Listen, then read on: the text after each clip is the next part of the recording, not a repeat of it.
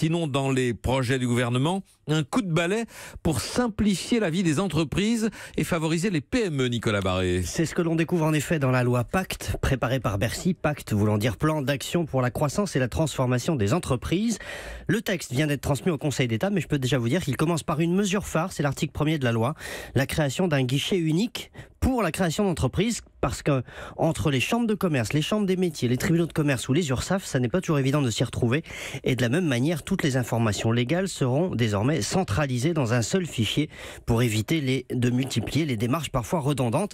Et puis enfin, il sera aussi beaucoup plus facile de déclarer une cessation d'activité, car ça aussi c'est parfois un parcours du combattant. Ce projet de loi pourtant ne fait pas que des heureux. Alors il fait des heureux et des malheureux. Les heureux, ce sont les patrons de petites entreprises, car le seuil à partir duquel ils devront faire appel à un commissaire aux comptes va être relevé, et mine de rien, c'est une dépense moyenne de 5 500 € pour ces petites entreprises qui va donc être supprimée.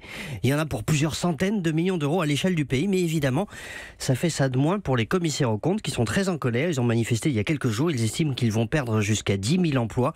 Moins de formalités, vous le voyez, ça ne fait pas toujours que des heureux. Nicolas Barré, directeur de la rédaction des Échos, merci.